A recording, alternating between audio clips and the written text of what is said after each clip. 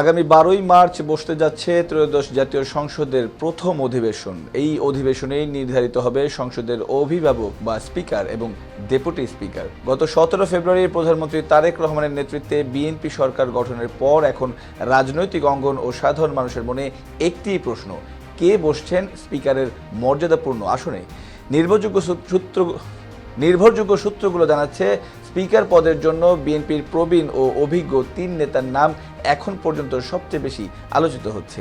বিএনপির নীতি নির্ধারণী মহলে স্পিকার পদের জন্য যে 3 জনের নাম নিয়ে জোর গুঞ্জন চলছে, তাদের মধ্যে সবচেয়ে বেশি আলোচিত হচ্ছে দলটির স্থায়ী কমিটির সদস্য ডক্টর আব্দুল মঈন খানের নাম। নরসিংদীর 2 আসন থেকে 5 বার নির্বাচিত এই সংসদ সদস্য ক্লিন ইমেজের নেতা হিসেবে পরিচিত। ঢাকা বিশ্ববিদ্যালয়ের সাবেক এই শিক্ষক ও সাবেক মন্ত্রী ডক্টর মঈন খানের সর্বমহলে গ্রহণযোগ্যতা তাকে এই পদের জন্য শক্তিশালী দাবিদার করে তুলেছে। ইকরামুল স্বাধীন, নিউজ 21, নিউজ ডেস্ক।